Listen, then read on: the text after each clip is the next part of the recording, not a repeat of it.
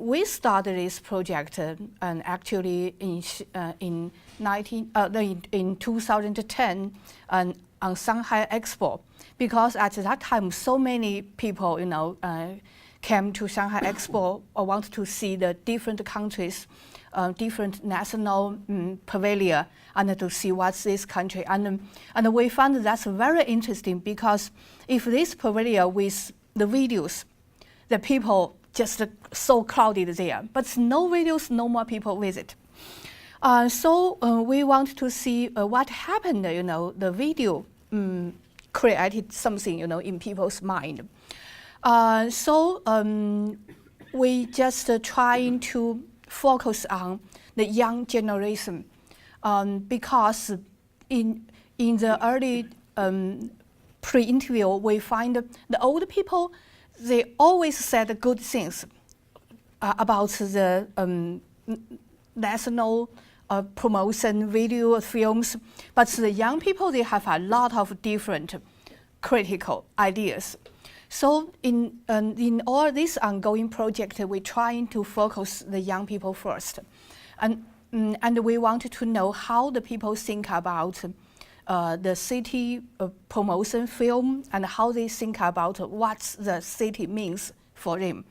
So start with some of the our background of a theory approach.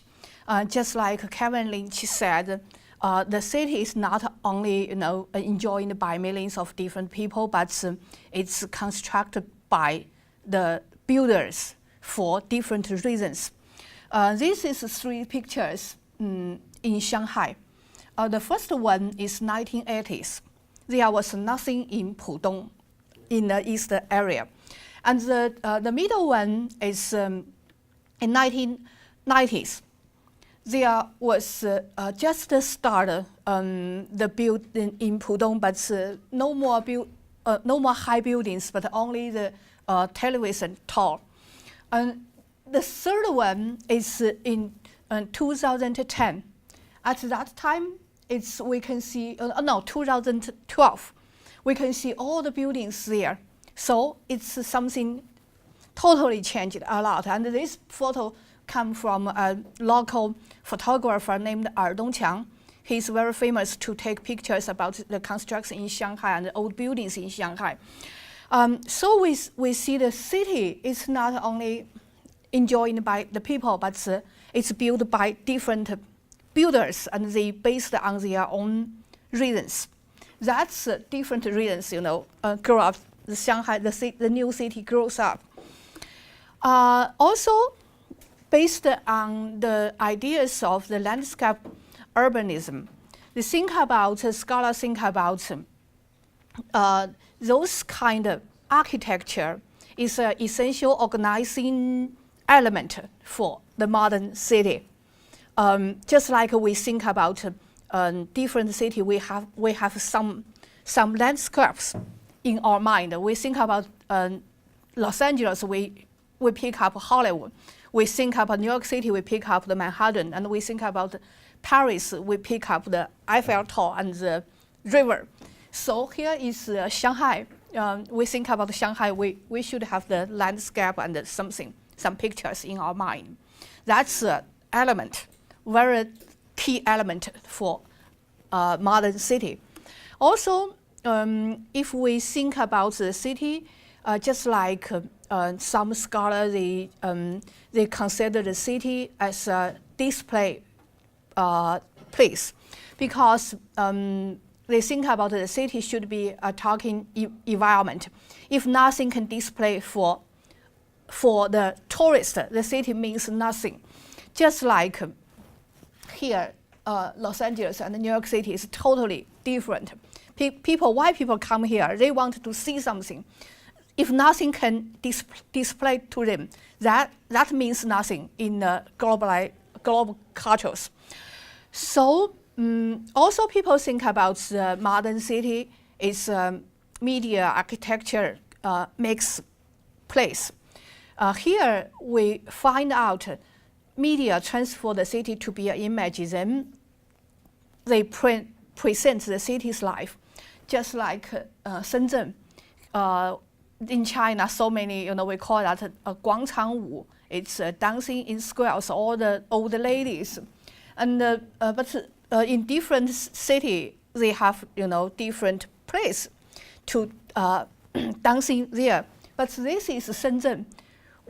When we think about Shenzhen, this image with the picture with Deng Xiaoping is totally as a sign of Shenzhen.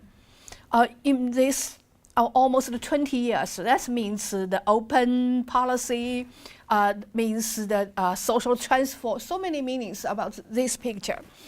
So in this ongoing project, we try to follow this kind of approach, especially the urban communication studies. We think about the city has the function as a media themselves. City can send a message, can create a message, and also can exchange message in their structures and also by the people there. So as urban communication studies, it's conceptualizes the city as a complex environment of a lot of interpersonal interactions, and also a landscape of space and the place. And also it's a technological environment, just like this kind of Shanghai big cities. So when we consider Shanghai as an imagined city, we just think about Shanghai, the image of Shanghai constructed and also reconstructed the city, both in the space and in the screen. So there's different Shanghai's image films. It's a promotion for the city itself to display the city and also to display the urban cultures. In this project, we want trying to reach different levels questions. One is we want to know how audience think about these city image films. That's the beginning. I really interested because in the early years, 20 years ago, no ordinary people interested in this kind of film because they know that's propaganda by government, and the film is totally boring.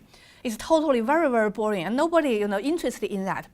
But in this recent 5 years, the young people, they forward this film clips online and they discuss. This time is good, this one is good, this one is not good. Especially the series films on the Times Square. It started in it started in 2010, I think. There was promoted China, and there was a series of films named called some Chinese name card. Once is China, then different cities. So many young people, they talked these films online. So I really want to know how the audience, understand, think about this film. And also based on many cultural, urban cultural studies, the scholars think about this kind of display of the image can let people reach the agreement of a wide public understanding of the urban culture. But we want to know, is real they can get this kind of agreement or not? And also we want to know how the audience consider or question what the city means for them. So I find three different films. One is produced by Xinhua News Agency. This one is launched on Times Square in 2011, and another one is produced by Shanghai government, but the director is a foreigner. I think the director is Australian, and his very famous work is a promotion of Dubai, and very famous online. The third one is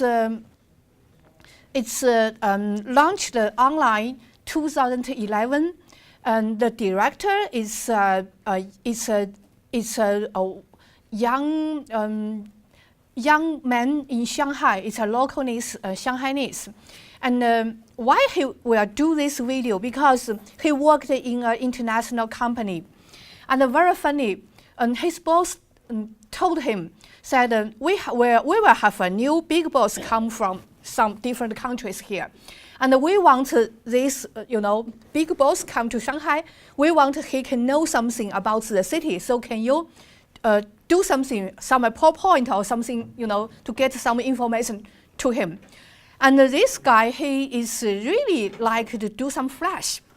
So he made this one and posted on the website and become very, very popular.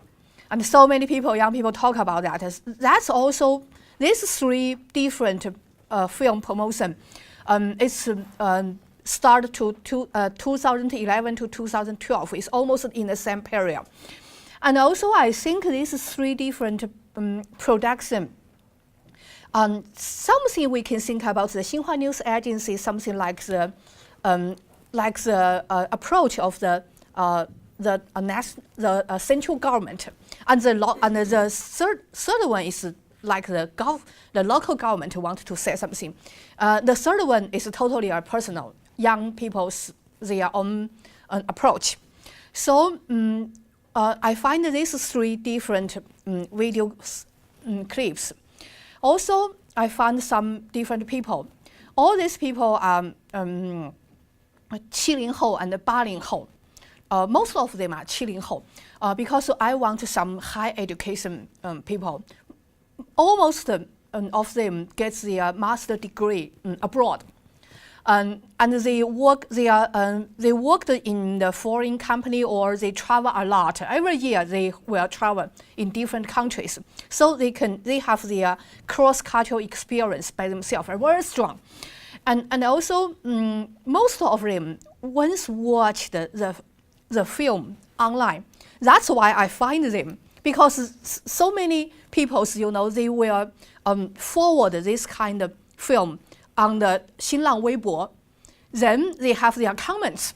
I find them, based on these comments, because some of them, no more comments, but some of them will write such a long comments. That's why I find these people, and I wanted to discuss with them. So we spend, everyone, I spend almost 2.5 hours to sit together, and we watch the film again. Then I ask them to pick up what kind of image of the city they feel, very high impression, and what kind of image they think they like or they don't like, and why. We discuss a lot. So that's what I did. And now I want to show you the different films. Then we will go through how the audience think about. First of all, I want you to see one of the promotion, the Shanghai local government promotion film in 2002. That one we call that CCTV style, or Xinhua News Agency style. I mean, just 1 or 2 minutes for this one. This older one, very interesting, because that's totally why at that time, 2002, young people never interested in this kind of film.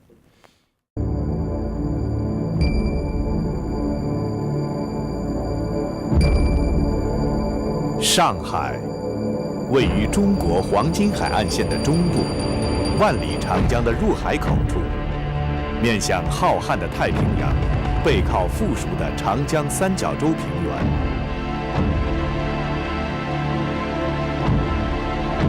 在20世纪，上海由一个滨海小城神奇般地发展成为国际大都市。上海是当今世界变化最大、发展最快的城市之一。在这座城市，生活着1300万常住。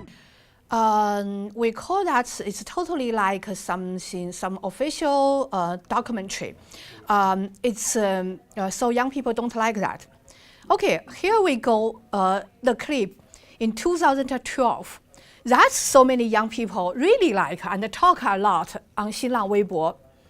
It's also produced by the what's the name?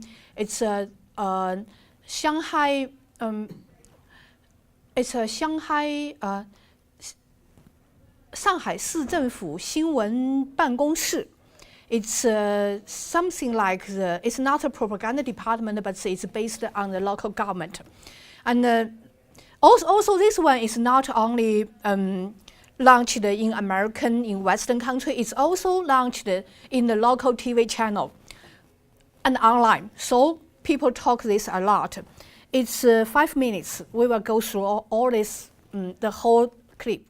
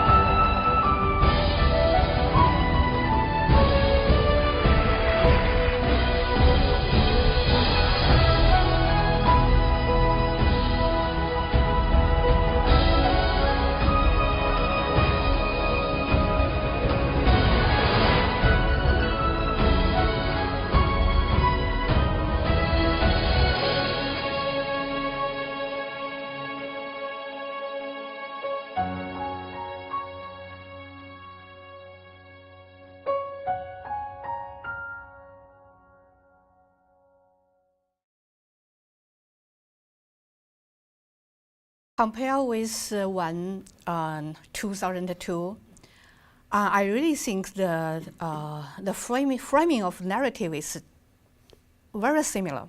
It should be included the financial industry, education, art, everything in one film about this city.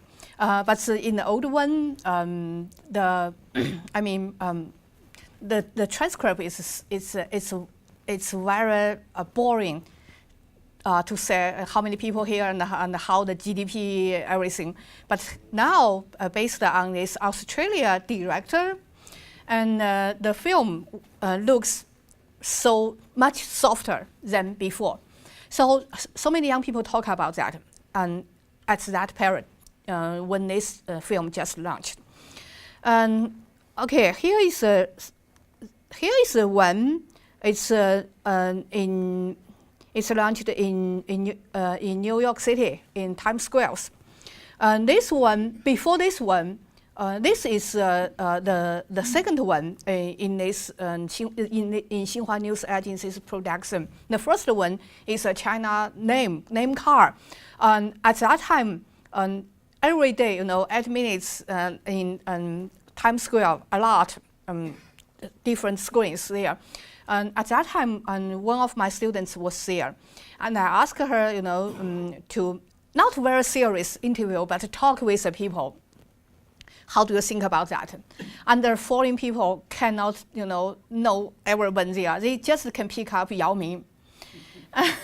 And they only know this is Yao Ming, but the other one includes Zhang Ziyi, because Zhang Ziyi is in one picture with different, 4 or 5 different women, but they have no idea because the woman dressed Chinese traditional qipao looks so similar, and so the people there said, well, no, only can recognize Yao Ming. Then after that, they promote different cities. The first one is Shanghai, then Hangzhou, then Chengdu. This one is also young people talk a lot online, and 7 minutes, I think.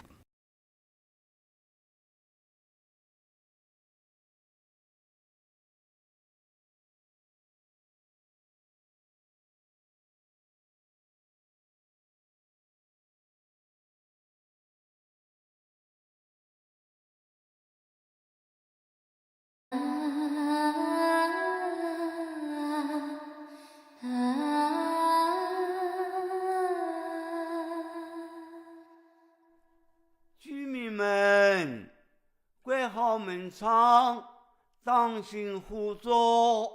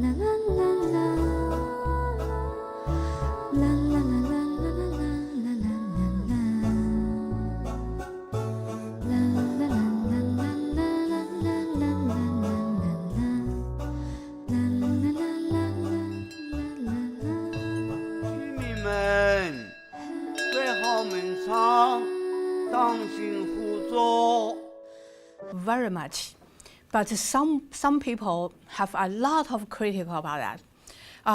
Just based on my interview on, some young people said, why so many, stereotypes on this film? Why the young Chinese woman married a Western man? Why all the, on the street, so many, we call that, shopping and a party, so material. Why people, why Xinhua News Agency want to show the Western people Shanghai is like that? We don't think Shanghai is like that. Actually, one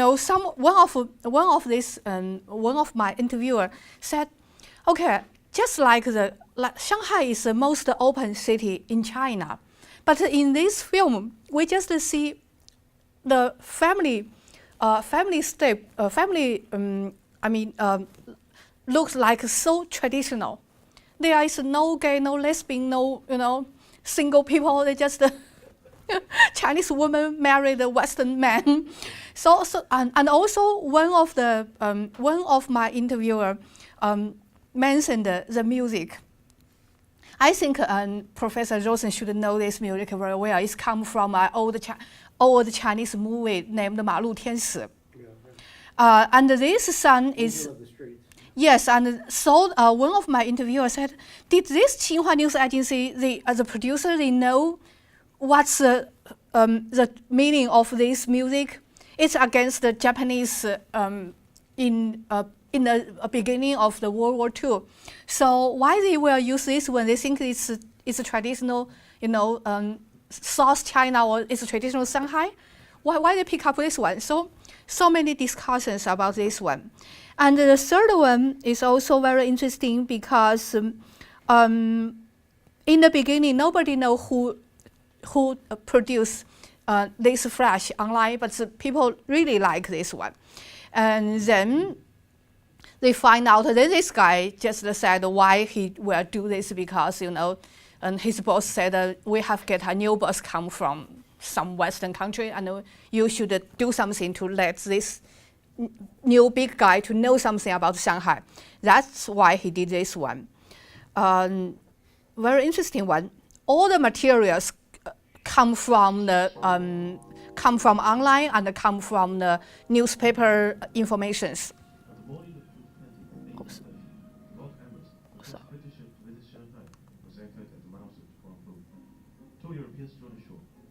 These men were Charles Custer, translator and missionary, and Hugh Lindsay, representative of the British East India Company. Cross gathered the case of these were Bristol barbarians, though in his report Lindsay mentions cotton cloth and cattle. His real objective was to sell opium. 9 years later, the Opium Wars broke out. After the Chinese defeat against Britain, Shanghai became one of the cities open to foreign trade by the 1842 Treaty of Nanking, a new mega city since began to develop. Shanghai Landers. Until the What is Shanghai?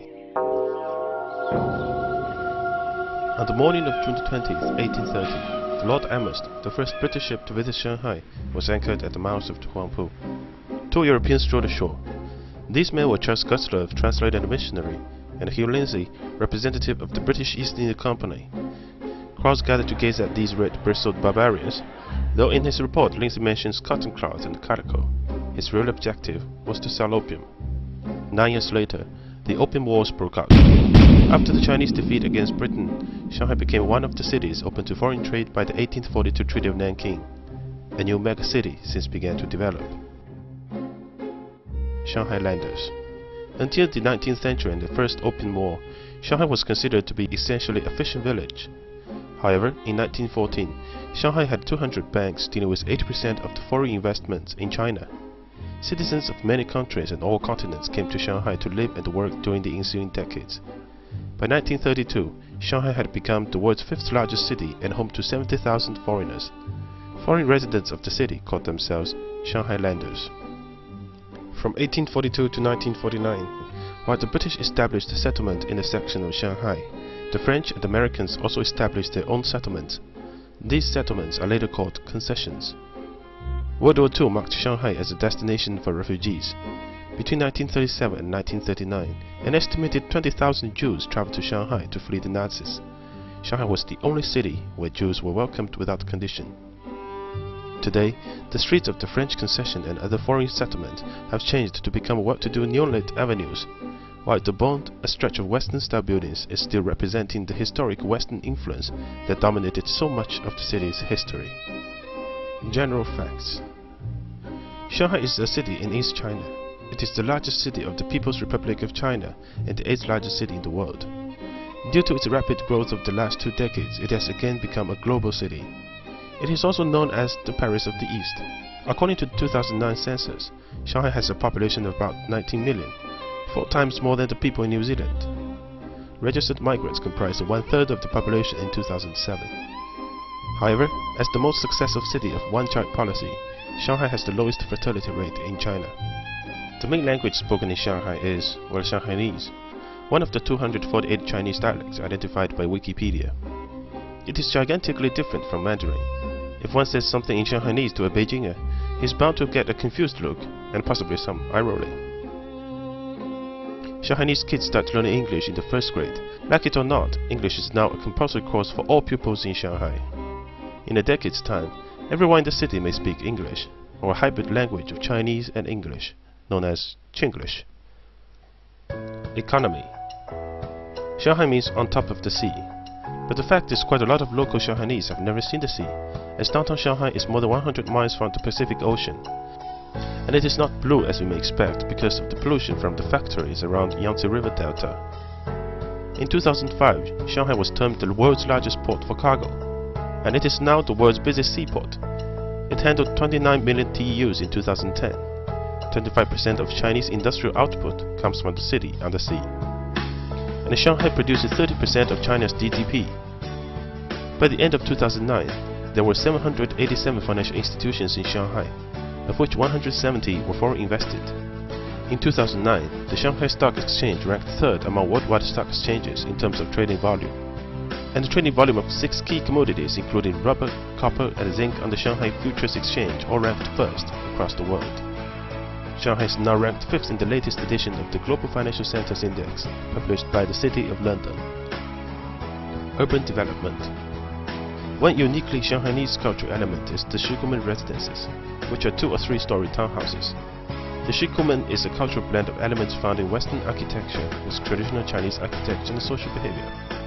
Today, many of the areas where classic Shikumen stood have been redeveloped for modern Shanghai, with only a few areas remaining. During the 1990s, Shanghai had the world's largest agglomeration of construction cranes. Since 2008, Shanghai had boasted more freestanding buildings above 400 meters than any other city. The Shanghai World Financial Center is currently the 3rd tallest building in the world. In the future, the Shanghai Tower, slated for completion in 2014, will be the tallest in China. Meanwhile, Shanghai is sinking at a rate of 1.5 cm a year. Shanghai's rapid transit system, Shanghai Metro, extends to every core urban district as well as neighboring suburban districts. As of 2010, there are 12 metro lines, 273 stations, and over 420 km of tracks in operation, making it the longest network in the world. And the Shanghai Maglev train linking the airport to the city center since 2004 is the world's fastest passenger train, reaching a maximum cruising speed of 431 km per hour. Shanghai has the largest bus system on the planet with 1,424 bus lines. World Expo 2010. As the largest and most internationalized city in China, Shanghai is the host of World Expo 2010, which was the biggest in history of world fairs. It also had the largest exhibiting area in World Expo history, 5.28 square kilometers, larger than 2 Monaco cities combined. By the end of the expo, over 73 million people had visited, and 250 countries and international organizations had participated. On October the 16th, 2010, the expo set a single-day record of having over 1 million visitors enter the exhibition that day. Arts and sports. Shanghai was the birthplace of Chinese cinema and theater. Shanghai's film industry went on to blossom during the early 1930s, generating Marilyn Monroe-like stars such as Zhou Shan. Another film star, Jiang Qin, went on to become Madame Mao. Many aspects of Shanghainese popular culture were transferred to Hong Kong by the numerous Shanghainese immigrants and refugees after the Communist Revolution. The movie The Mood for Love, which was directed by Wang Kar-wai, who is a native Shanghainese himself, depicts the nostalgia for that era. Shanghai is also the hometown of many outstanding and well-known Chinese professional athletes, such as the basketball player Yao Ming and the 110 meters hurdler Liu Xiang. Food. Shanghai cooking is said to be the sweetest in China. They consume more sugar than any other part of China. Shanghai's favorite delicacy is hairy crabs. They are considered cooling, which is why they are served with Shaoxing sherry wine to restore the body's yin and yang. Another popular food in Shanghai is xiaolongbao, thin-skinned dumpling. The stuffing is usually made of pork and it is wrapped in together with a lot of meat juice. Shanghai Marriage Market. Every weekend, hundreds of Shanghainese parents assemble in People's Park for the Shanghai Marriage Market with the resumes of their unwed children to negotiate potential hookups. The crowds of them jostle and chatter, the bushes around filled with papers and advertising height, weight, salary, and education of their children. Moreover, Shanghai is the most expensive city in China to get hitched, with the average cost of a wedding $30,000, not including the often required apartment and the car. Some attribute the rising cost to the Shanghainese obsession with face and impressing guests. According to a study from the University of Kent, in 10 years, China would have approximately 24 million unmarried Chinese men who cannot find wives. That's more than the current female population of Taiwan and South Korea combined. Shanghainese stereotypes. Firstly, born and bred in such a megacity, Shanghainese are naturally characterized by their consumerist, stylish, and fashion-oriented mentality. They have a highly developed commercial sensibility, like the ability to bargain. Sometimes it goes to such an extreme that they get known across the nation for being overly shrewd and even snobbish, while Shanghainese people regard it as just calculating whatever they deserve. Like most inhabitants from big cities, Shanghainese are widely known to be disdainful of people from other parts of the country. Whether one is from Beijing or Guangzhou or other area of China, he is probably seen as odd or less civilized, and certainly not welcomed by some old generation. It is not a problem for young Shanghainese though, as they grow up meeting different people from all over the country. Arguably, the most important stereotype of all, Shanghainese are extraordinarily westernized, proud of having an acute and receptive sensitivity to foreign ideas, attitudes, styles, and opinions. Shanghai women are known throughout the country not only for their peerless elegance, but also for their careerism, independence, and strength of will. The city's men, correspondingly, are famed for their ready acceptance of female emancipation, along with their gentleness, marital pliability, and child-mindedness. On the other hand, they are sometimes seen as cowardly or sissy, and they are less likely to get involved in violent incidents. After all, thanks to the fact that they are family-oriented, romantic, and nice to ladies, they are widely considered to be ideal husbands. Shanghai, with its astoundingly low levels of violent crime and its confident professional women, has a distinctively feminine reputation, self-image, and atmosphere. Today, Shanghai is again one of the most prosperous cities in the world. Its cosmopolitan character, sophisticated and affluent consumers, and highly educated skilled labor force make it highly attractive to overseas investors. In the 21st century, it has regained its fame dating back in the 1920s as the paradise for world adventurers.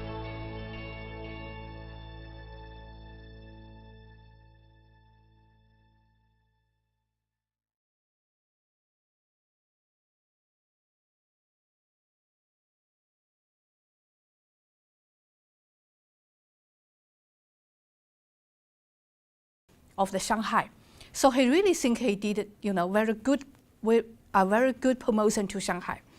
So, based on my deep interview, there was the first thing I asked the interviewer to pick up what kind of, the image you think it really impressed you, and you think it means something about this city. So the first image is Lujiazui. Also we call that the skyline of Shanghai right now. In the central, always this oriental pole. That's very interesting. In 3 films, they also have this, and all of my interviewer, the first thing they say, what means Shanghai? They also pick up this image. But this image means something. They have different ideas.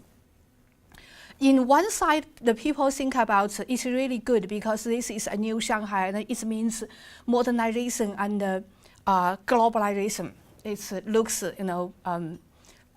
looks like the Western countries. So they think this is good. But in another side, some of people think about this is not real Shanghai. This is a typical official career promotion, official show, of the local government. Because only this Lu Jiazui, that's why in recent 30 years the local government do something.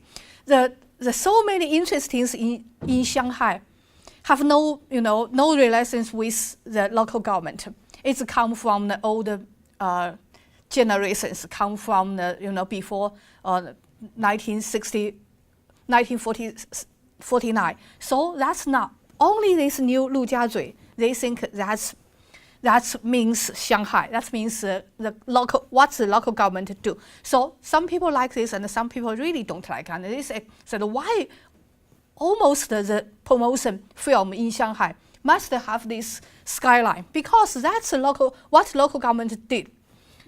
That's why they must to show this. But two of women mentioned another approach. I never think about that. They said they really don't like the Oriental Pearl, this television talk. They said this looks ugly, but there was something, abstractive. It can easy to be the tourist souvenirs. So they said people come to different city. They visit the city. They see different things. They take pictures and they buy something, bring back home. But in Shanghai, it's so hard, to let people, image people.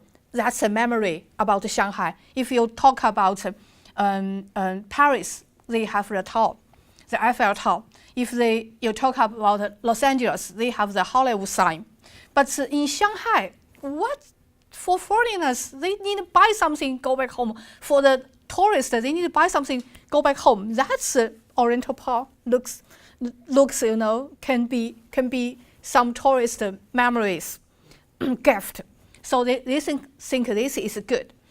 The second image of Shanghai, all the interviewers mentioned Waitan, the bund.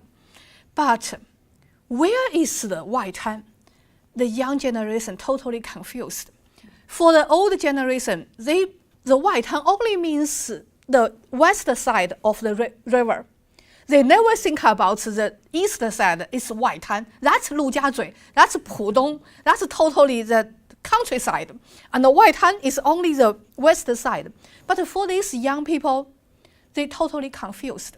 And one of the interviewer said he remember, a lot of media report, media coverage about the bund.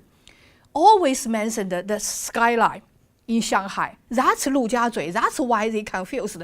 So when we discuss the films, this guy said the first time I really think I was brainwashed by the mainstream media.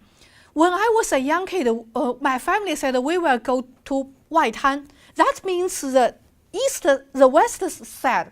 We will never go to Waitan. That means another side. But now, when you talk me something about Waitan, I just pick up the picture about the both sides. What happened for me? What happened for the tradition of my family? So until this discussion, he felt a little bit angry. He said, oh my God, the local mainstream media is really strong because they talk about Waitan a lot on newspaper, on television. And when they talk about Waitan, they always give you the picture, both sides, but not only this side, the west side. So people think this is unique Shanghai. Most of them think this is very unique Shanghai, and this is a landmark, is tourist attraction. But some of them think the bund include both sides of the Huangpu River. East and the West. That's a very interesting thing because I remember when I was just trying to discuss with the people on the Xinlang Weibo, one of the professor, an aged professor once in my school, he said, no. You are, 外地人, you totally didn't know Shanghai. When we mention the Waitan, that only means we call that foreign buildings, 万国建筑群 in the west side. We never included another side. I said, but for the young people, of course, they born in Shanghai, they grew up in Shanghai, but when they think about Waitan, they have confused, images about Waitan. They said it's include both sides. And the old professor felt so upset. He said, no. When we were young, Pudong is not really Shanghai. It's countryside. It's not Shanghai. Now, how can you confuse the Waitan and the Lujiazui? But that's true. That's people talk about that. But only one young young man, he think about Waitan is not is too similar like the Western city, and he compared with Liverpool.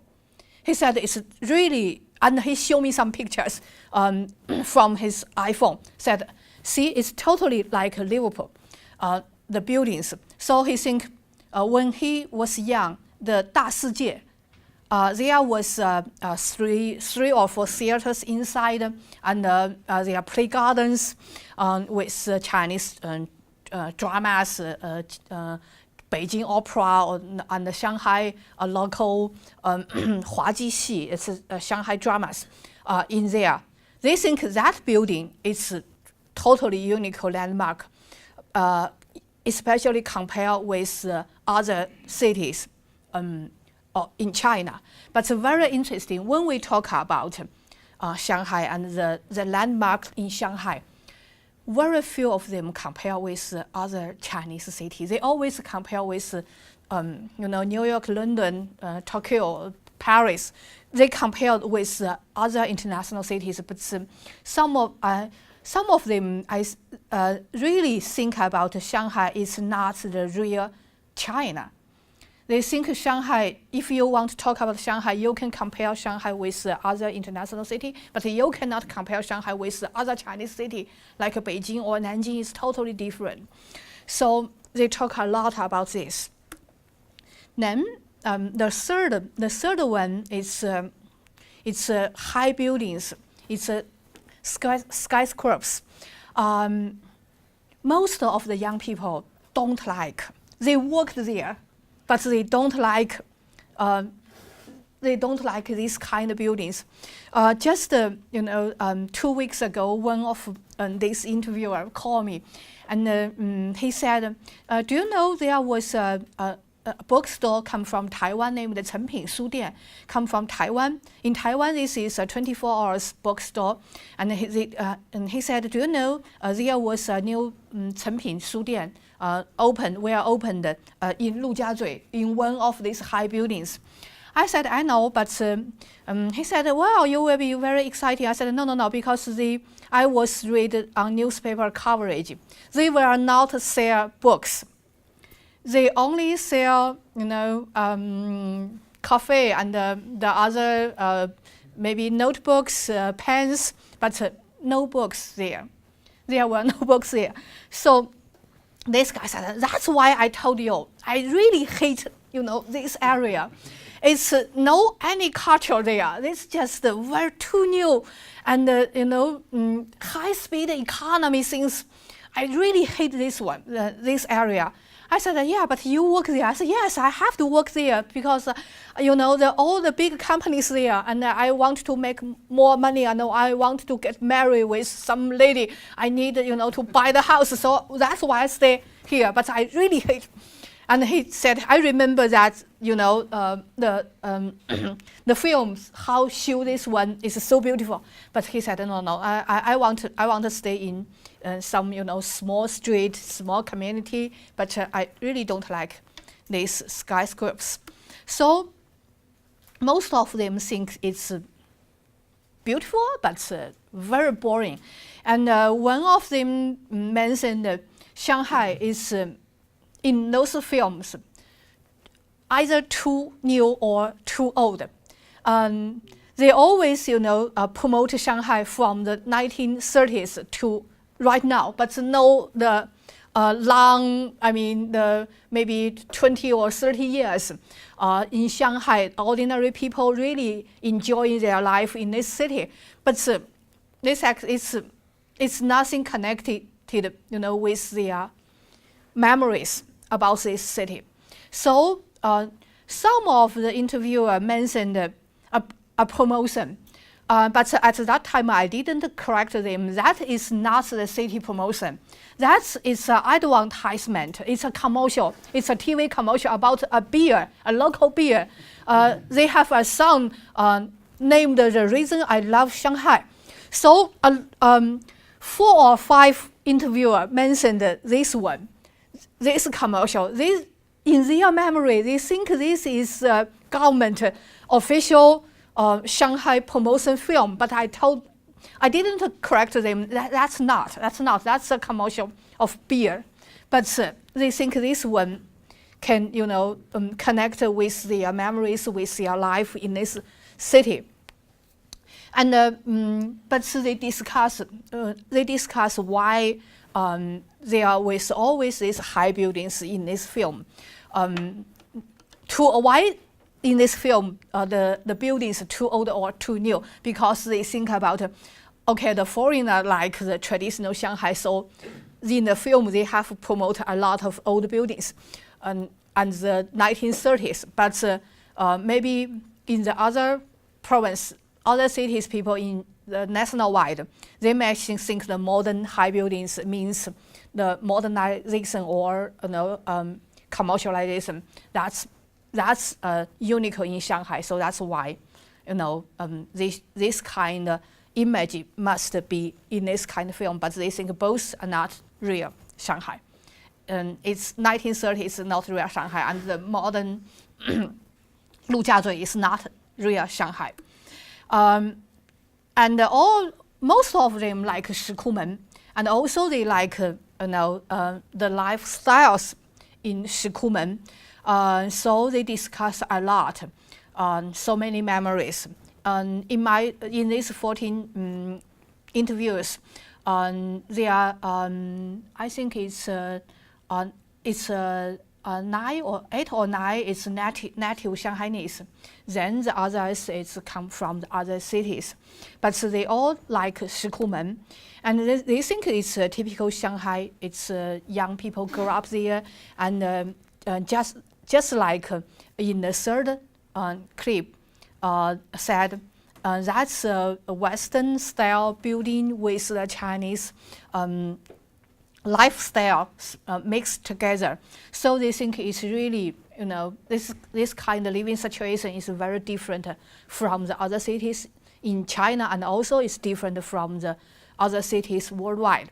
But some of them would like, to emphasize it's not only Shikumen, this building, but the sense of the everyday life there present the special characters or the special memories of the city. So they think there was nothing, too much different between the buildings of Shikumen and the other European communities. But the lifestyles is really very unique. So they think this everyday life is very good to promote our city, and they think the foreign people or the other tourists will be interested, in the lifestyles.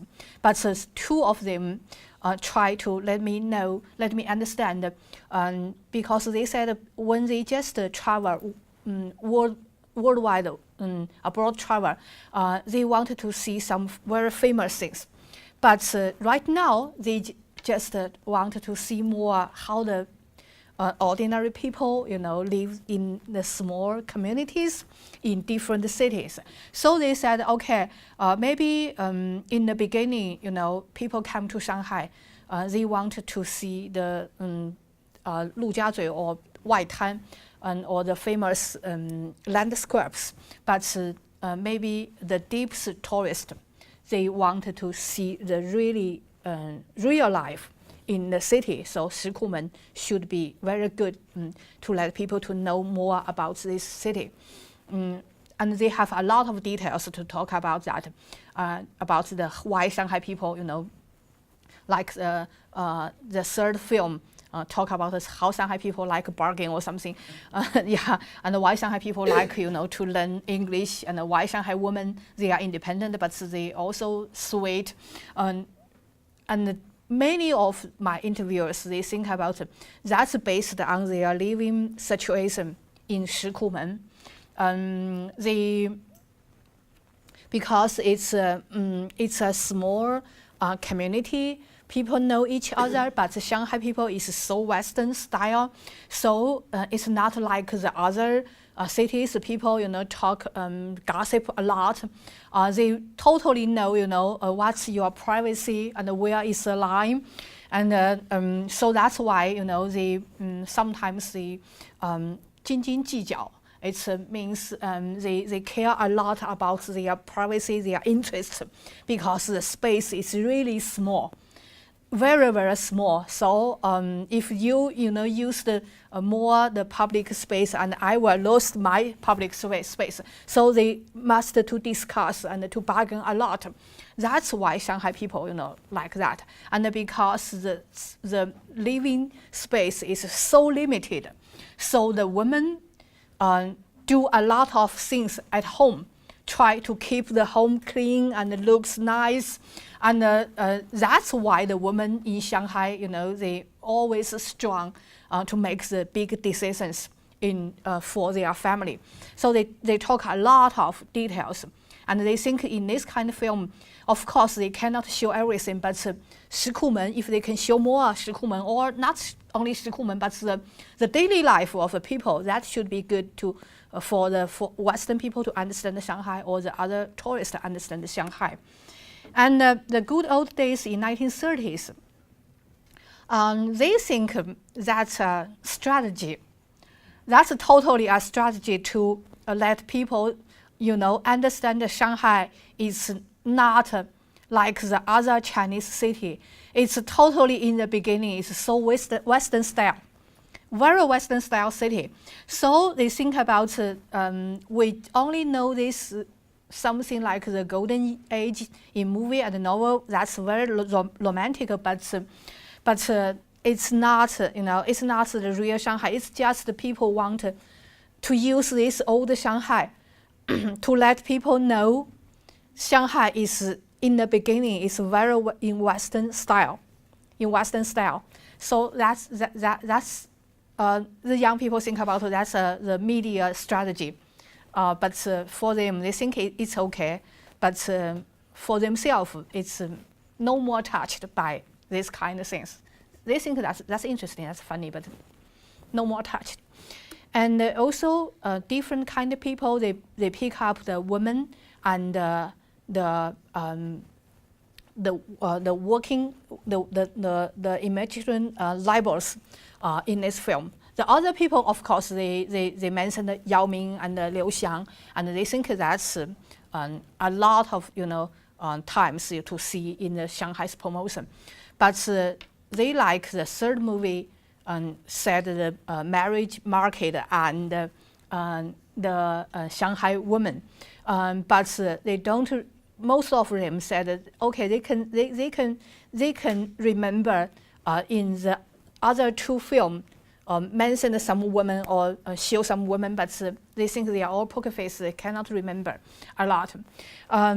So two of them try to say some of their opinion because they think all these films try to keep some balance. Men and women, the economists, the professors, young white collars, or something famous like Yao Ming and Liu Xiang. So two of them said, why we always try to keep this kind of balance? If we try to find someone, can present Shanghai, why is not Chen Danqing, the painter, or Han Han? they are all, some we call that alternative idols, something, because they critical the government and critical society a lot. So two of my interviewers said, why we always, to use this, nobody knows, poker face woman or the poker face, the middle age successful man. Why cannot we use Chen Danqing or Shanghai, to present the city? Then these two interviewers, one is man and one is woman, mentioned a film titled I'm Bong Mai. But this one is also not the Indian, Bong Mai's city promotion. It's Bong Mai Mirror Daily's promotion for this newspaper's promotion. And they talked about that one. And they said, they think about maybe if you want to, to let people know more about the city, they should, let people to know how the people, critical the city. It's not only the good words, but you should know the bad words. Then they will know the whole of the city, and they will, can remember more. So that's I really didn't imagine before, when I started this interview. But they talk a lot about this. Also, the migrant labels. In the third one, they didn't have this kind of image, but they talk about the Shanghai people don't like the people come from the other place. But the young people, they meet different people, but so they didn't have so strong feeling as their parents, the old generations. But in the first and the second film, this kind of image is very similar. And the young people think about, the interviewers think about, yes, because these work labels really, did a lot of contributions to this city, but it also have some problems. And some of them think about it because Shanghai is a great city, can, make a different people together, to put them together, and to find them here, to make their dream come to choose. But they also have the public facilities is too short, and so many people come here, and the city become more and more, crowded. But nobody will tell you about this in the films, so they felt not very happy for that. The last issue is about the traditional cultures. Actually, most of them don't like this kind. Only two said, okay, it looks beautiful, but it looks not real Shanghai, because the Shanghai Dama, when they dance, they are few, to use this kind of red fence. So they think it looks good. The picture looks very good, especially compared with the Western style buildings in Waitan. But it's like North China, it's not South China. So most of them don't like this kind of pictures in the film. They think if you want to show Chinese traditions, you can have a lot of different ways to present from our daily life, just like Xiaolong Baozi. That's very traditional China. Why always use this one like North China? And they said, okay, some of them mentioned they think this kind of dancing is, of course there are some old people maybe dance, but they think in Shanghai it's very, very few. That's totally the producer wanted to see the Western, to make the Western people happy to see, oh, that's China, the red color and this kind of dance. So they don't like it. Okay, based on our discussion, we think we have this kind of conclusion, and I really want to do more interview to get more information about this. The first is we think about the image, the landscapes, just like in the film, the band, the skylines. They are very special, structural elements of the city. So people think about the city, people pick up this kind of image from their memories. And they are also the symbol of the urban life. because they think about, okay, if you think Shanghai is an international city, they should have this kind of skylines with high buildings, with different people.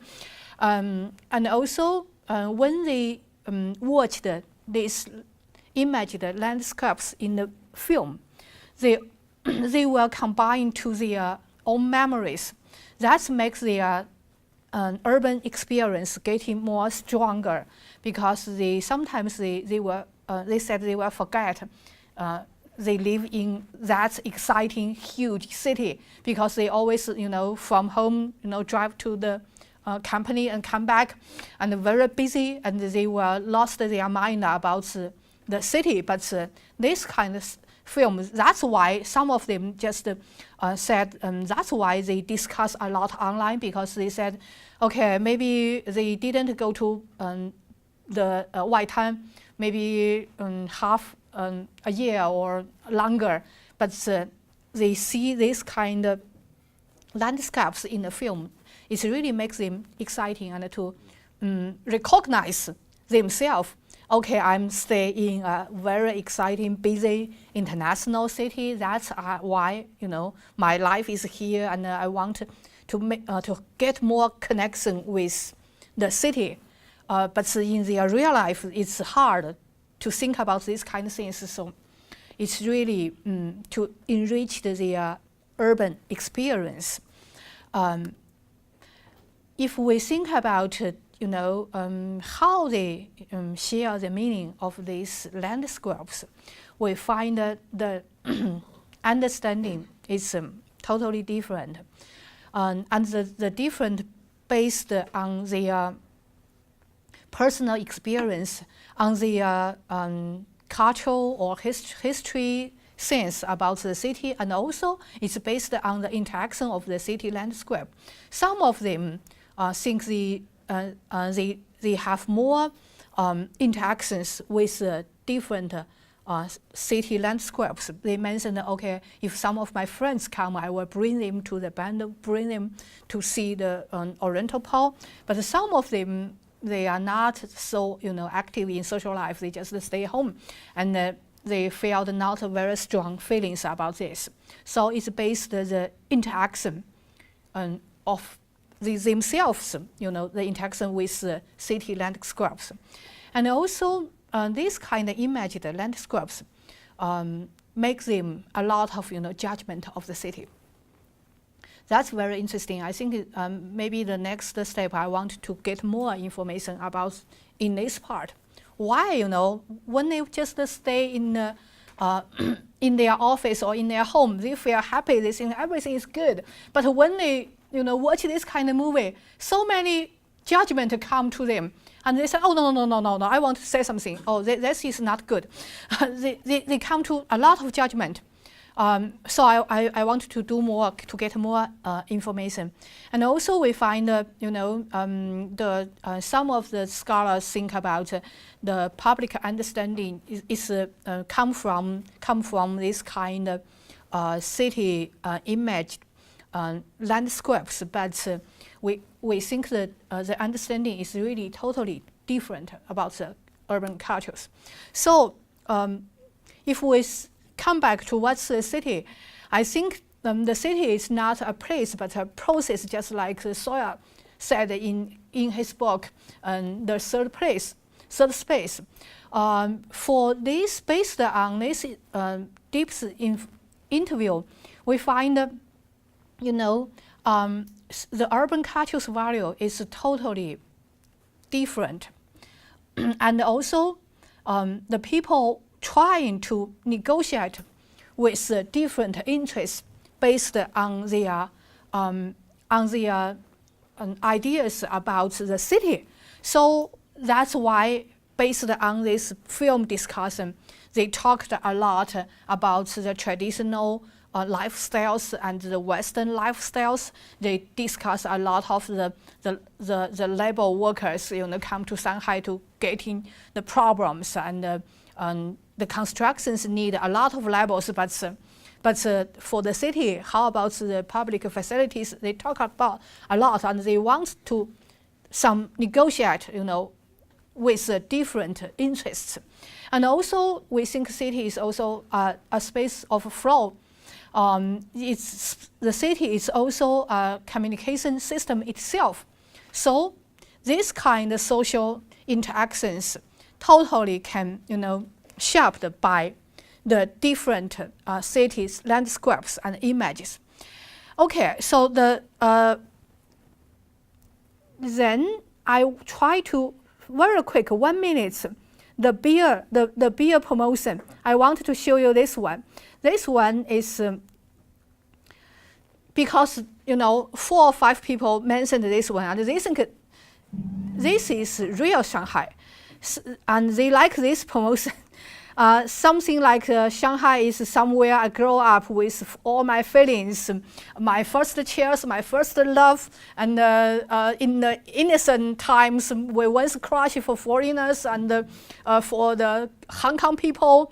But the city grows up, people come and go and come back, and good time, good life with the beer here.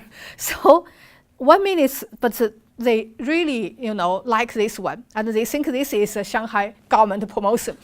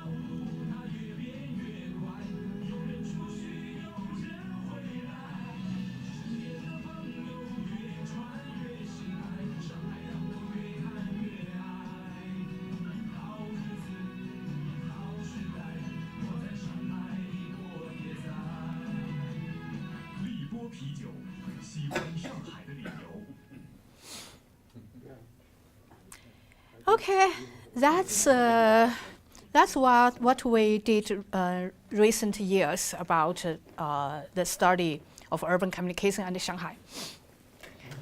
Thank you.